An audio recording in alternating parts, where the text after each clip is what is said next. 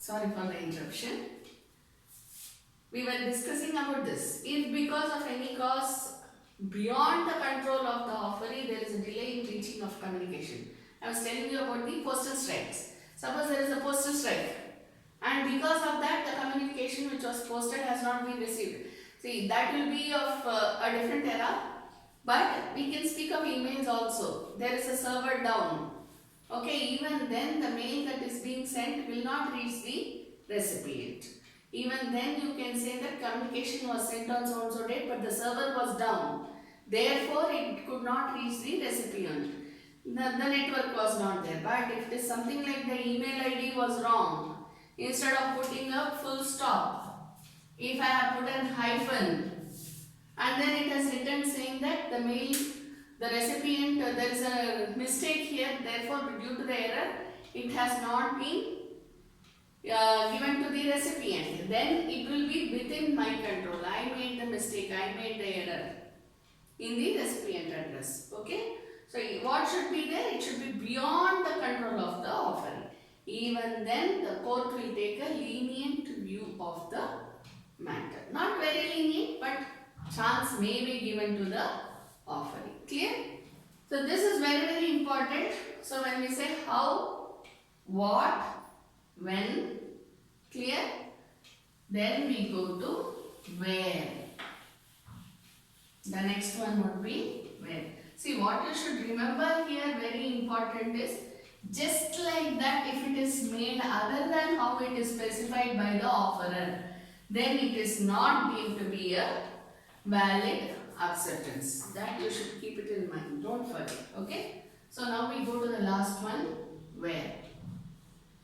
Where should the communication of offer and acceptance? Forget communication of offer. Okay. Where should the communication of acceptance be made? It should be made to the address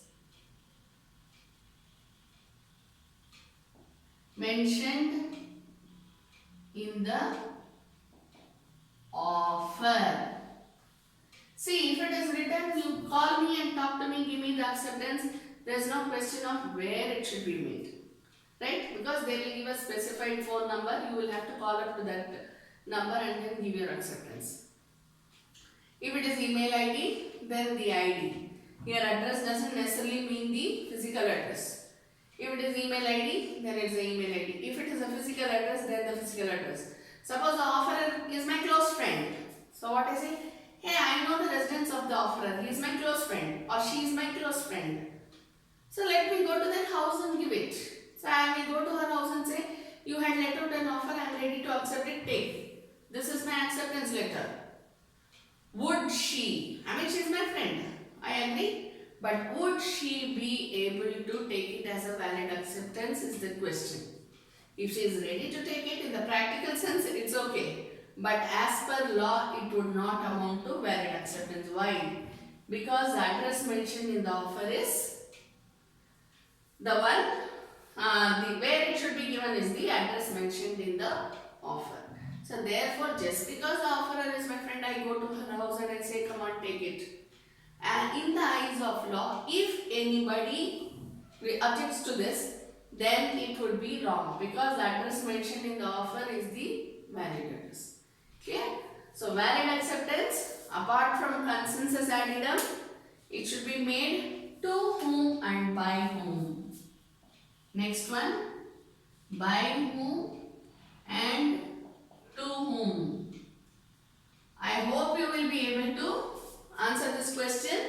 Put it yourself.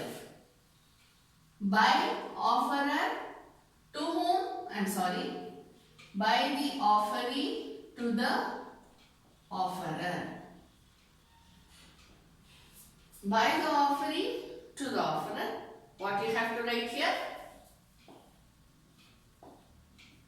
You fill in the blanks. Okay? Offeree, which expression shall hereinafter include? Offerer, which expression shall hereinafter include? Why you should remember this again? Because if you send a letter to the offerer, would you think that the offerer himself will open the letter? Maybe, may not be. Maybe the authorized agent, that is the personal secretary, or maybe the general manager, maybe the managing director, whoever it is the authorized agent, may open the letter, communication letter. Understand? If it's an email ID, if it is written to the HR at so and so company, whoever is in charge of the HR department, the person will open the mail ID. So that person will become the authorized agent, whatever is written here. Understand? You should keep in mind. That's why we say that this and this are very, very important. Clear? Next we go to consideration.